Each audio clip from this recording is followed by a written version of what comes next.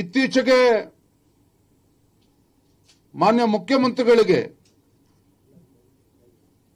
Doctor M Govinda Rao ಅವರ committee ಪ್ರಾದೇಶಿಕ ಅಸಮಾನತೆಯ ಬಗ್ಗೆ ಮತ್ತೊಂದು ವರದಿಯನ್ನ ನೀಡಿದ್ದಾರೆ. ಬಹುಶಃ ಪ್ರಿಯಾಂಕಾ ಖರ್ಗೆ ಅವರಿಗೆ ಆ ಕಾಪಿ ಸಿಕ್ಕಿದೆಯೋ ಗೊತ್ತಿಲ್ಲ, ಕಾಪಿ ಸಿಕ್ಕಿದ್ರೆ ಓದೋದಕ್ಕೆ ಸಮಯ ಸಿಕ್ಕಿದೆಯೋ ನನಗಂತೂ ಗೊತ್ತಿಲ್ಲ. ಆ ಕಾಪಿಯನ್ನ ಸಾಧ್ಯ ನಾನು ಕೂಡ ಕಳಿಸ್ಕೊಡ್ತೇನೆ. ನಮ್ಮ ಮಾಧ್ಯಮದ ಸ್ನೇಹಿತರ ಮುಖೇನ ಪ್ರಿಯಾಂಕಾ ಖರ್ಗೆ ಅವರ ಗಮನಕ್ಕೆ ತರೋದಕ್ಕೆ ಇಚ್ಛಪಡ್ತೇನೆ.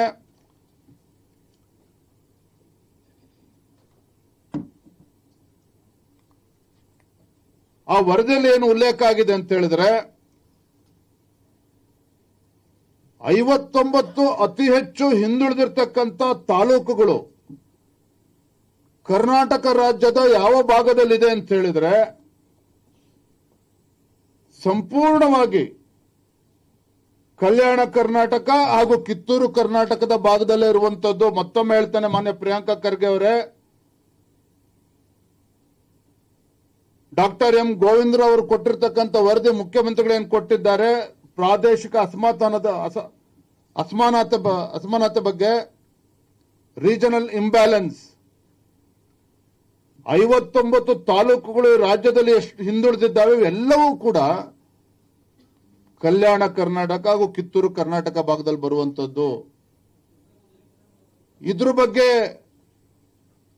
ಪ್ರಿಯಾಂಕಾ ಖರ್ಗೆ ಅವರು ಏನಾದರೂ ಸದನದಲ್ಲಾಗಲಿ ಅಥವಾ ಇವತ್ತು ನಾಳೆ ಪ್ರೆಸ್ ಮೀಟ್ ಮಾಡಿ ರಾಜ್ಯದ ಜನರ ಗಮನಕ್ಕೆ, ವಿಶೇಷವಾಗಿ ಕಲ್ಯಾಣ ಕರ್ನಾಟಕ ಕಿತ್ತೂರು ಕರ್ನಾಟಕದ ಜನತೆಗೆ ಗಮನಕ್ಕೆ ತರೋದಕ್ಕೆ ಸಾಧ್ಯ ಆಗುತ್ತಾ?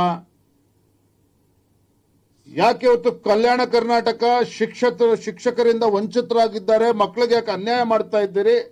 ಸ್ವತಃ ನಿಮ್ಮ ತಂದೆಯವರು ಮಲ್ಲಿಕಾರ್ಜುನ್ ಖರ್ಗೆ ಅವರು ಗುಲ್ಬರ್ಗದಲ್ಲೇನೆ ಈ ಪ್ರಶ್ನೆ ಎತ್ತಿದ್ದಾರೆ ಕಳೆದ ವರ್ಷ. ಯಾಕೆ ಇಷ್ಟು ಹಿಂದುಳಿದಿದೆ ಇವತ್ತು ಕಲ್ಯಾಣ ಕರ್ನಾಟಕ? ಇದ್ರ ಬಗ್ಗೆ ಪ್ರಿಯಾಂಕಾ ಖರ್ಗೆ ಅವರು ಬೆಳಕನ್ನು ಚೆಲ್ಲೋದಕ್ಕೆ ಸಾಧ್ಯ ಆಗ್ತದಾ? ನೋಡಿ, the proportionate of backward taluk has increased 65% ಇಂದ 72.8% ಏರಿಕೆ ಆಗಿರುವಂತದ್ದು.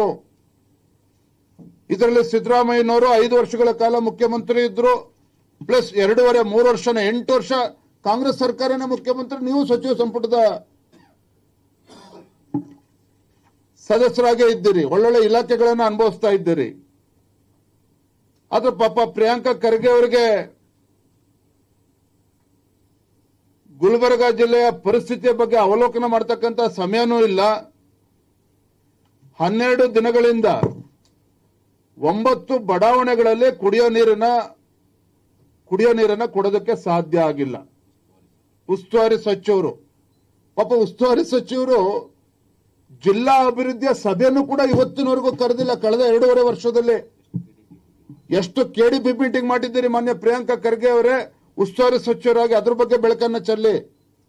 ಅದಕ್ಕೂ ಕೂಡ ಸಮಯ ಸಿಕ್ಕಿಲ್ಲ ಪಾಪ ಪ್ರಿಯಾಂಕಾ ಖರ್ಗೆ ಅವ್ರಿಗೆ. ನೀವು ಉದ್ದದ ಭಾಷಣ ಬಿಗಿತೀರಿ, ಇಲ್ಲ ಸಲ್ಲದ ಆರೋಪಗಳನ್ನ ಮಾಡ್ತೀರಿ, ಅಪಪ್ರಚಾರವನ್ನ ಮಾಡ್ತೀರಿ. ನೀವು ಅಪಪ್ರಚಾರ ಮಾಡ್ತೀರಿ ಅನ್ನೋದು ಈ ಪ್ರಶ್ನೆ ಎತ್ತಾ ಇಲ್ಲ. ಇವತ್ತು ನಾನು ಎತ್ತಿರ್ತಕ್ಕಂಥ ಪ್ರಶ್ನೆ ಕಲ್ಯಾಣ ಕರ್ನಾಟಕ ಇವತ್ತು ಅಭಿವೃದ್ಧಿಯಿಂದ ವಂಚಿತರಾಗಿರೋದಕ್ಕೆ ಜನ ಮಾತನಾಡ್ಕೊಳ್ತಾ ಇದ್ದಾರೆ. ಅದ್ರ ಬಗ್ಗೆ ಇವತ್ತು ಪ್ರಿಯಾಂಕಾ ಖರ್ಗೆ ಅವರು ಬೆಳಕು ಚೆಲ್ಲಬೇಕು, ಮಾತನಾಡಬೇಕು.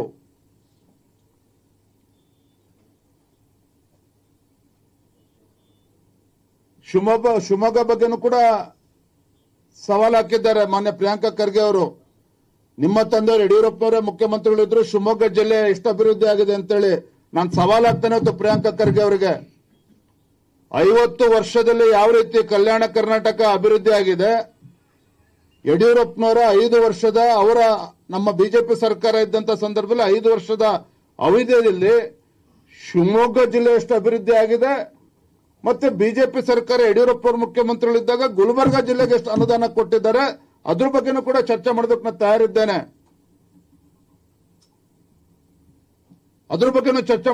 ತಯಾರಿದ್ದೇನೆ.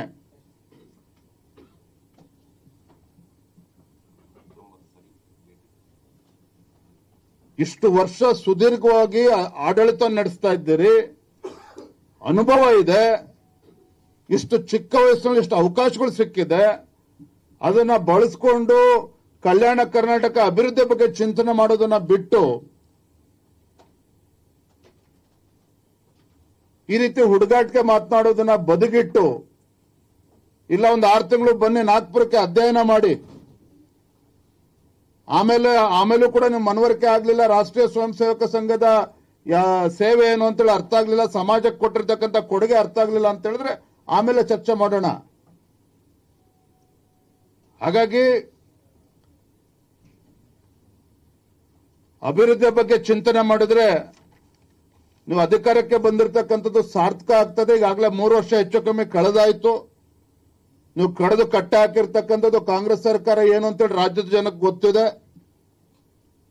ನೀವು ಅಭಿವೃದ್ಧಿ ಮಾಡಿದ್ದೇ ಆಗಿದ್ರೆ ಇಷ್ಟೊತ್ತಿಗಾಗಲೇ ಜಿಲ್ಲಾ ಪಂಚಾಯತಿ, ತಾಲೂಕ್ ಪಂಚಾಯತಿ ಚುನಾವಣೆಗಳು ನಡೆಸ್ತಾ ಇದ್ರಿ.